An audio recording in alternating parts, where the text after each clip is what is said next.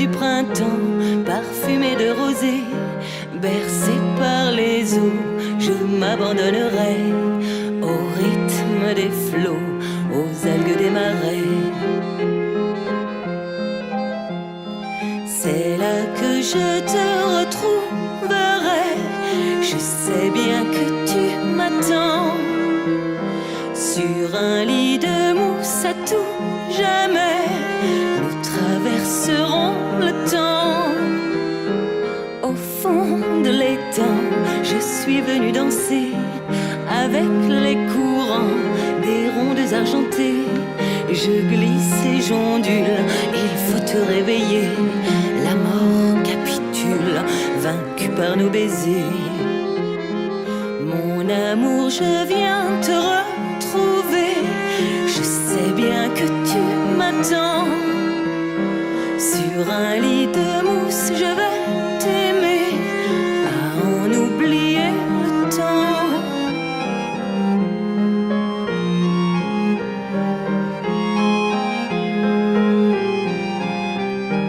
Au fond de l'étang, je me suis endormie, tout contre l'amant que l'onde m'avait pris.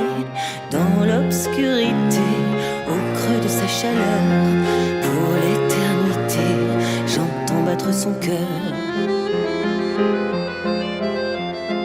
Maintenant que je t'ai retrouvé, restons à l'abri des vents. Rien ne pourra plus nous séparer, tout au fond de notre étang.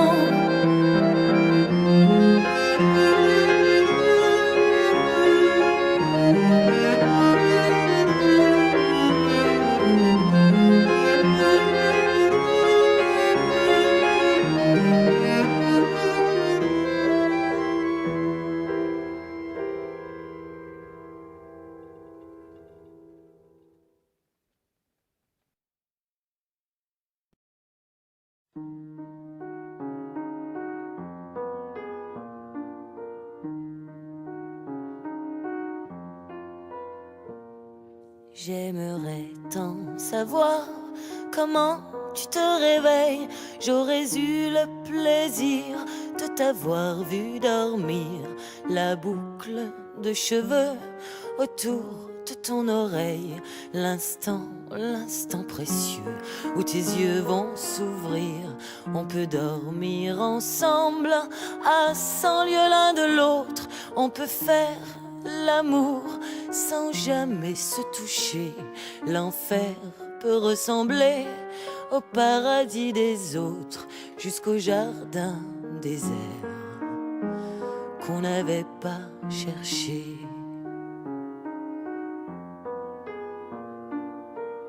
Quand je m'endors toute seule, comme un mort dans sa barque, comme un vieux pharaon, je remonte le Nil.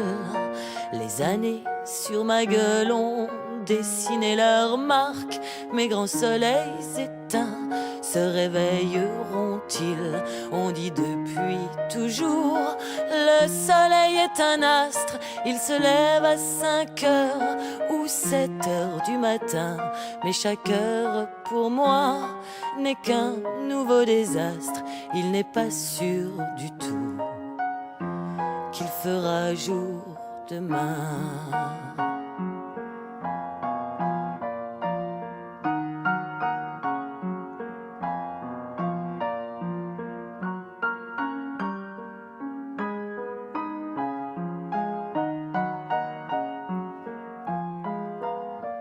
Je ne suis jamais là lorsque tu te réveilles.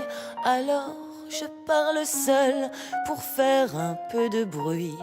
Mes heures s'éternisent et sont toutes pareilles. Je ne distingue plus ni le jour ni la nuit. Je ne crois pas en Dieu, mais j'aime les églises. Et ce soir je repense aux gisants vénitiens qui me ressemblaient tant. Mais la place était prise, toi seul, c'est vraiment pourquoi je m'en souviens.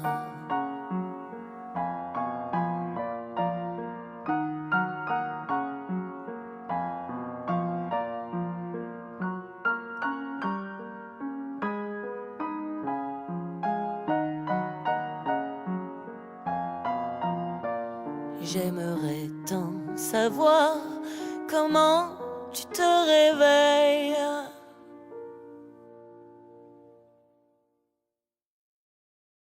J'étais jeune, j'étais belle, délicieusement volage. Tous les garçons de mon âge en croquaient. J'avais du potentiel, reine du libertinage. Je mettais du cœur à l'ouvrage. Faut avouer, est-ce un crime de vouloir s'amuser quand on a la santé? Mais un soir, un parfait obstiné m'a bassement épinglé. J'ai pris perpète, j'aurais dû y penser avant. Les galipettes, en duo, c'est moins alléchant. Fini la fête, la gaudriole manque de piment, car je suis mariée maintenant. J'ai pris perpète. J'étais femme et sensuelle, trouvant dans le mariage de torrides avantages inédits. Mais un soir de Noël, je sentis sous mon corsage une sorte de boursouflage. Je pâlis. Est-ce un crime de choyer son mari quand on veut le garder? J'ai le sens du devoir accompli, pourquoi dois-je le payer? J'ai pris perpète, j'aurais dû y penser avant. Les galipettes, je donne plus envie, je trouve plus le temps. Fini la fête, je suis reléguée dans l'allaitement, car je suis maman maintenant. J'ai pris perpète. Que la vie est cruelle, entre les couches, les potages, je voyais mon beau visage se flétrir. Je demandais au ciel de me sauver du naufrage, de me donner le courage d'agir. Est-ce un crime de vouloir échapper à un si grand danger? Juste un petit dodo dans le congélo et je fus délivrée. J'ai pris perpète, j'aurais dû y penser avant. Les galipettes ont un goût vraiment surprenant. On fait la fête avec ma copine de cellule. On se réchauffe, on se stimule.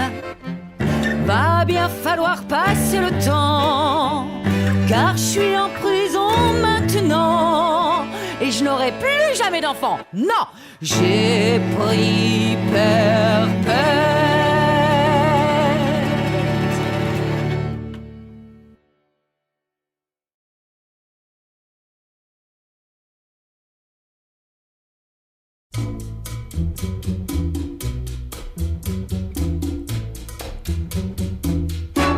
Lorsque Sophie dansait, tout le bal s'arrêtait, séduite, émerveillée, pour mieux la regarder, tourbillonnait légère. Lorsque Sophie chantait, tout le bal se taisait, car sa voix tout d'un coup semblait dire un secret à chacun d'entre nous. Un peu plus qu'une sœur, beaucoup plus qu'une amie. Elle avait tous les cœurs, car bien mieux que jolie, elle avait du mystère. Lorsque Sophie rêvait, le bal s'illuminait. Jusqu'au bout de la nuit, Sophie et ses folies. Lorsque Sophie aima, tout le monde trembla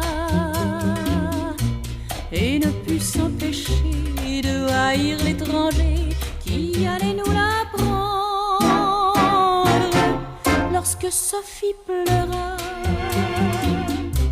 la colère gronda. On voulut la venger, courir, la consoler et surtout la garder.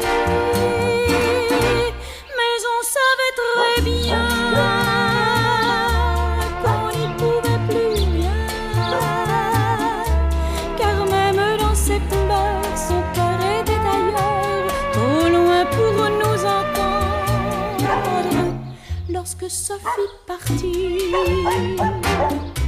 nous n'avons plus rien dit, car chacun comprenait que nos 20 ans venaient de partir à jamais.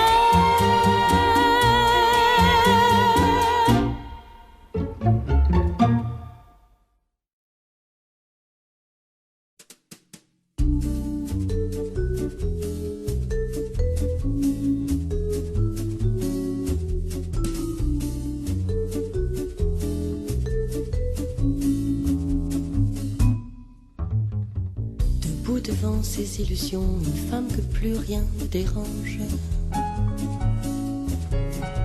détenue de son abandon, son ennui lui donne le change.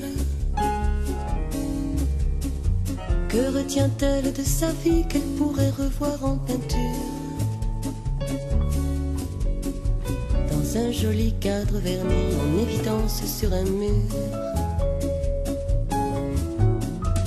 Mariage en technicolore, un couple dans les tons pastels, assez d'argent sans trop d'efforts pour 2-3 folies mensuelles. Elle a rêvé comme tout le monde qu'elle tutoierait quelques vedettes, mais ses rêves en elle se fondent. Maintenant son espoir serait d'être juste quelqu'un de bien, quelqu'un de bien, le cœur à portée de main, juste quelqu'un de bien, son grand destin, une amie à qui l'on tient, juste quelqu'un de bien, quelqu'un de bien. Il m'arrive aussi de ces heures où ma vie se penche sur le vide, couper tous les bruits du moteur au-dessus de terres arides.